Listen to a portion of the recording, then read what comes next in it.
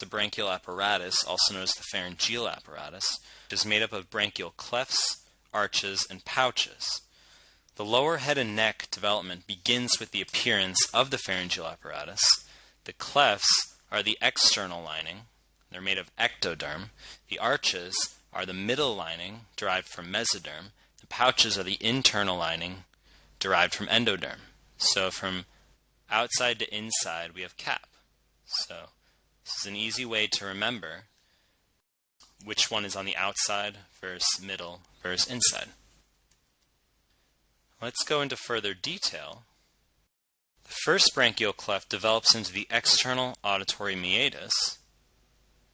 The second, third, and fourth clefts form temporary cervical sinuses, which are obliterated by the proliferation of the second arch mesenchyme. So it's very important that you remember the second through fourth are obliterated, and the first is the external auditory meatus. Now, one type of malformation called a persistent cervical sinus refers to a branchial cleft cyst within the lateral neck. Now, the USMLE will occasionally tell you that you've got a patient who's got a mass in the midline, and when he or she swallows, it moves upward. That's not a persistent cervical sinus. That is a thyroglossal duct cyst. Okay? But if, on the other hand, they mention patient as a mass, it's not in the midline, and it does not go up and down when he or she swallows, you'd want to have persistent cervical sinus on your differential.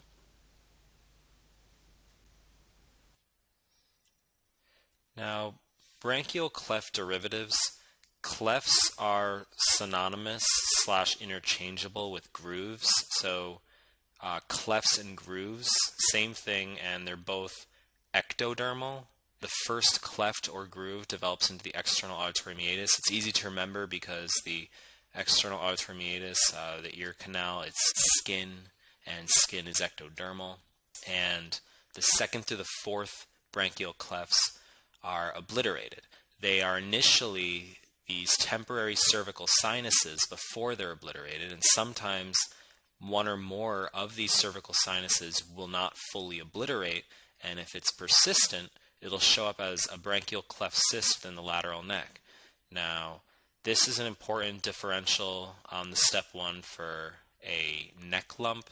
If they ever tell you that there is a neck lump in the midline that moves upward with swallowing or protrusion of the tongue, it is thyroglossal duct cyst. It is not a branchial cleft cyst.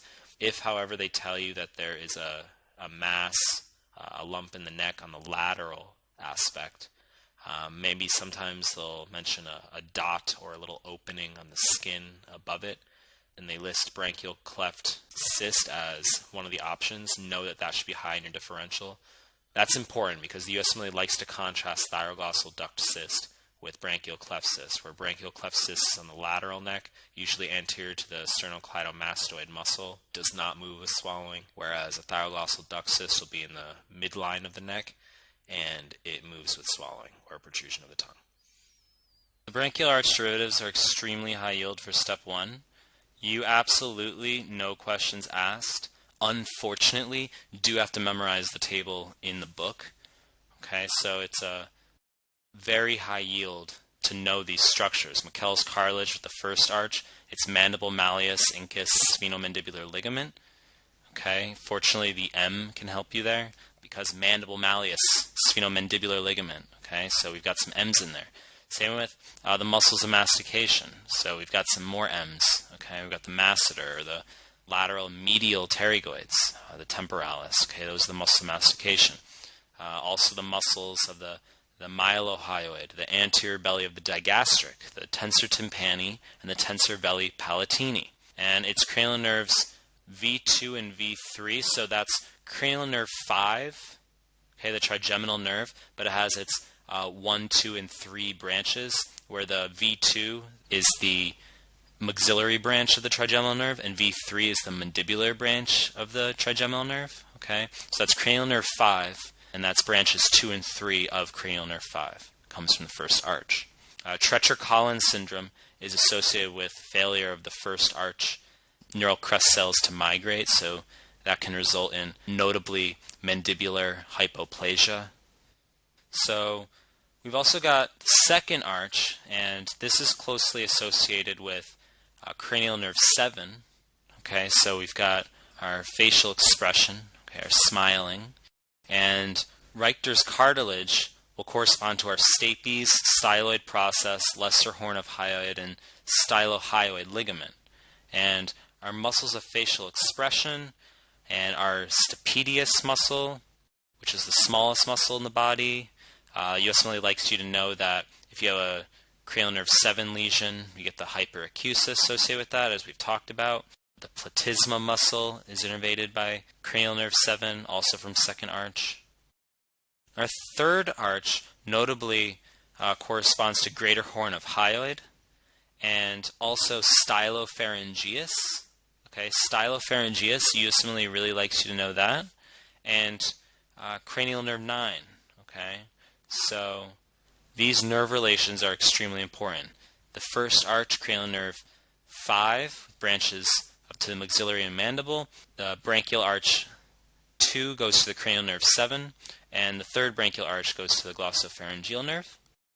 Now for the 4th through 6th branchial arch derivatives, be aware of the thyroid and cricoid cartilages, okay?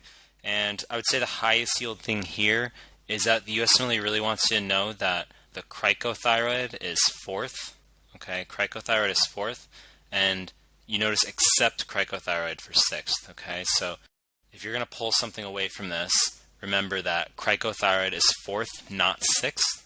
And the other thing is that arches 3 and 4 form the posterior 1/3 of the tongue, whereas the 6th does not contribute to the tongue. Okay? And the 6th arch contributes the structures innervated by the vagus nerve, the recurrent laryngeal branch of the vagus nerve, whereas the 4th arch contributes to the structures innervated by the superior laryngeal branch of the vagus nerve. Okay? So superior laryngeal branch of the vagus nerve, recurrent laryngeal branch of the vagus nerve. Okay? Now for our branchial pouch derivatives, the first pouch contributes to the middle ear cavity, the eustachian tube, and the mastoid air cells. Recall that it was the first cleft that contributed to the external auditory meatus, which was ectoderm, but the pouch is endoderm, and that'll be our middle ear cavity, the eustachian tube, and the mastoid air cells. And our second pouch develops into the linings of the palatine tonsil. And then the 3rd and 4th are very important because these relate to DeGeorge syndrome. So occasionally when they give you a vignette of DeGeorge syndrome, they'll ask for what failed to develop, and students will commonly incorrectly say the 3rd and 4th pharyngeal arches, okay, but it's actually the pouches. It's the endoderm, okay. So we've got the thymus that fails to develop from the 3rd pouch in DeGeorge, and these patients can also have hypocalcemia because they don't have the parathyroid glands from the 3rd and 4th pouches.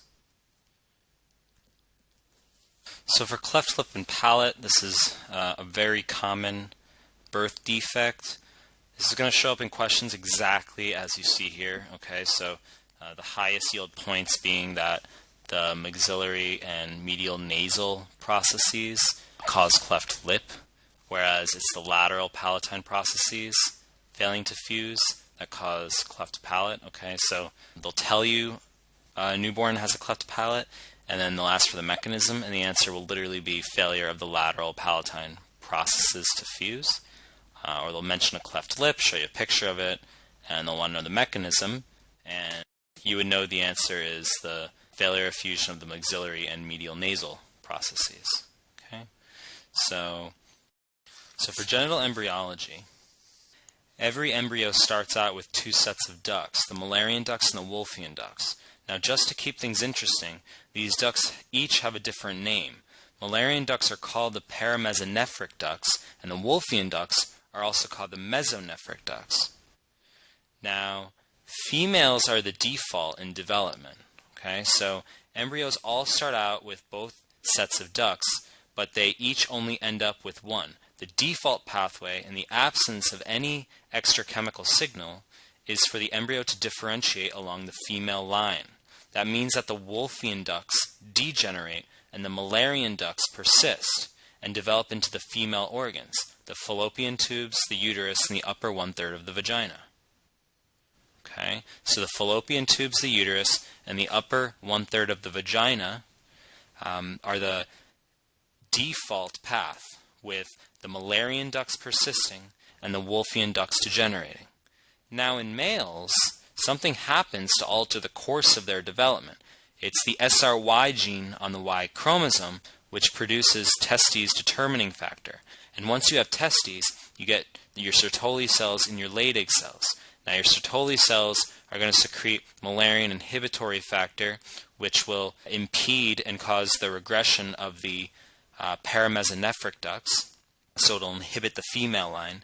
And then you'll have your Leydig cells produce testosterone, which will cause the differentiation of the Wolffian ducts. So you will get our seminal vesicles, epididymis, ejaculatory ducts, and ductus deferens. So this is our seed. Okay, so our seed: seminal vesicles, epididymis, ejaculatory duct, and ductus deferens. Okay, so that's a good way to remember what comes from the mesonephric ducts. Now, testosterone is necessary for this development, and it should just be pointed out that this testosterone is converted into dihydrotestosterone via 5-alpha reductase, and you need 5-alpha reductase for the external male genitalia and for the prostate gland development. So even if we have differentiation into the male structures, if we were to have an absence of 5-alpha reductase, for instance, we wouldn't have the male external phenotype. Okay, but we would still have these internal structures of seed.